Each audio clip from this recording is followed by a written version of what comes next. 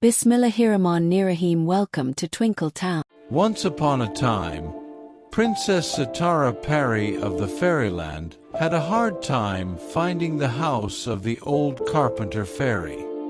She had come to meet him secretly, hiding from the king and queen. She knocked on the door of the carpenter's house. After a while, the door opened. The one who opened the door was a very beautiful fairy. She stared at Princess Sitara in amazement. "Is this the house of the great carpenter?" "Yes, he is my uncle, but why do you want to meet him?" "Perhaps you don't know me.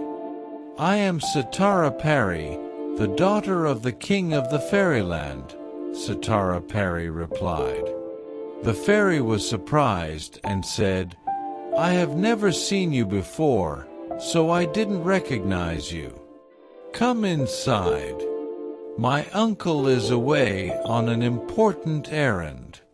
He will be back by evening. Was there something important you needed?" Sitara Pari replied, "Actually, I don't want to meet your uncle. I came to meet you. Because of you, my mother is very upset and sick in bed." The fairy was shocked. "Because of me? How?" Sitara Pari explained, "You must remember that a while ago, my grandmother was very ill.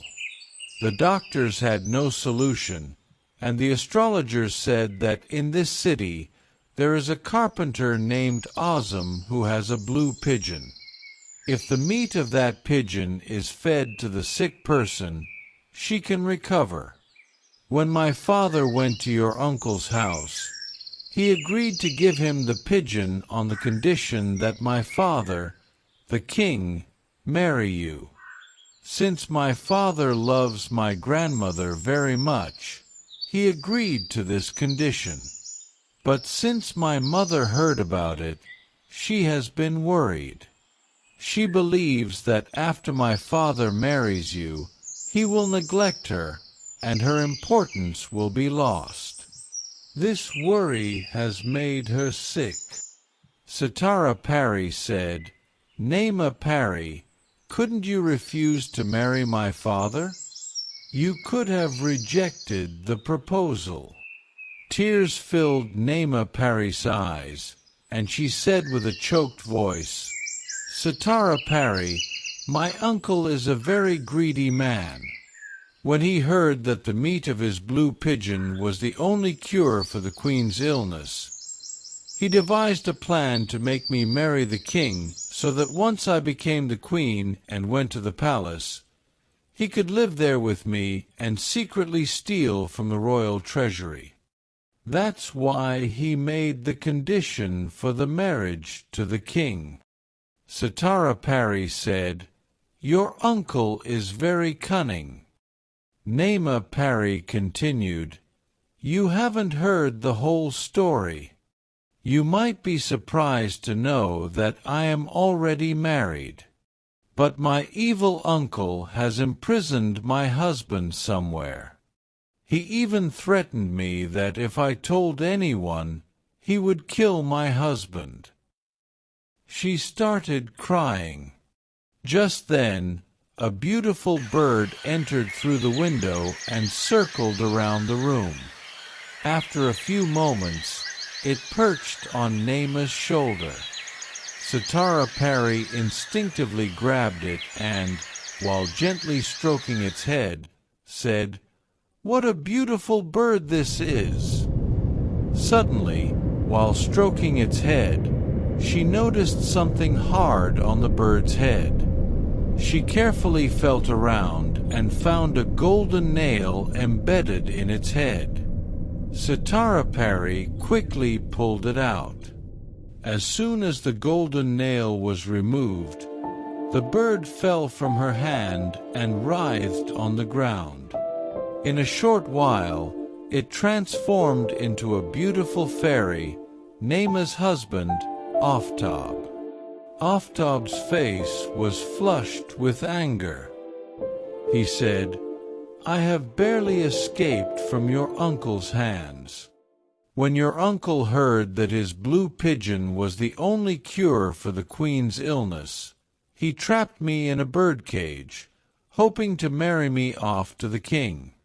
Today, he took me to a deserted area to kill me, but as soon as he reached for the cage, I pecked him hard on the back of his hand.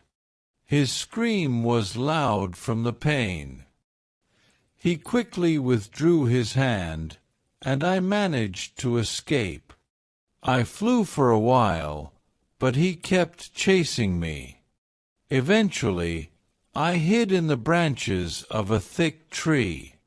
He searched for me but gave up in frustration." Naima Pari, in a panic, said, "Please hide. What if he uses magic on you?" Before she could finish speaking, the door suddenly swung open with great force. Naima Pari became anxious and quickly whispered, "Hide under the bed. He might be here." Aftab had no choice but to hide under the bed. Just then, the sly old Ozam arrived. He angrily shouted, "Aftab, it's no use hiding now. I've already seen you, and I won't let you live. You pecked my hand so hard that it's bleeding, and it's burning with pain. Come out, or I'll pull you out by your legs." Aftab, helpless, crawled out from under the bed. Azam Pari, seething with anger, glared at him. Meanwhile, Sitara Pari, unnoticed by Ozam, crept up behind him with the golden nail in her hand. She jumped and thrust the nail into Ozam's head.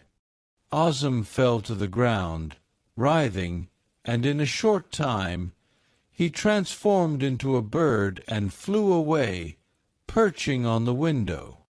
Now, Ozam glared at Sitara Pari. After being freed from her greedy and cruel uncle, Naima Pari looked incredibly happy. She praised Sitara Pari for her intelligence and quick thinking. Aftab also congratulated her.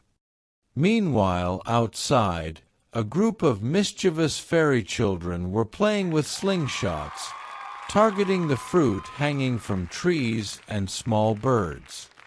One child noticed the old Ozam, now a bird, sitting on the window. The child aimed carefully and shot a stone at Ozam's skull. It shattered into 2 pieces, and Ozam fell to the ground. As the skull cracked, the magical nail fell out, and Ozam returned to his original form. Aftab looked at the dead Ozam with contempt and said, "This is the end of greed and cruelty. Good riddance, or else he would have caused more trouble." Aftab thanked Sitara Pari profusely. Naima Pari said, "Go, my sister, you will never have any complaints from us again." Sitara Pari took her leave and flew back to her palace. She told the king and queen everything about the crafty carpenter's plan to marry Naima Pari to the king to get access to the royal treasures. The king listened to the entire story and said, "Dear, I love your grandmother so much that I couldn't bear to see her suffer. I agreed to the marriage proposal with the crafty Ozam, but I didn't know his true intentions." The queen said, "Thank goodness we saved ourselves from his tricks and deceit." The king, queen, and even the grandmother expressed regret over the whole incident. The king had never intended to remarry, but had done so out of necessity. The queen, now relieved, no longer had any worries, as the threat that had caused her illness was gone. Within a few days, she recovered and regained her health. The grandmother also recovered from her illness, as Naima Pari had sent the blue pigeon to Sitara Pari. From then on, everyone lived happily ever after. Thanks for watching. Like and subscribe and press the bell icon for notifications.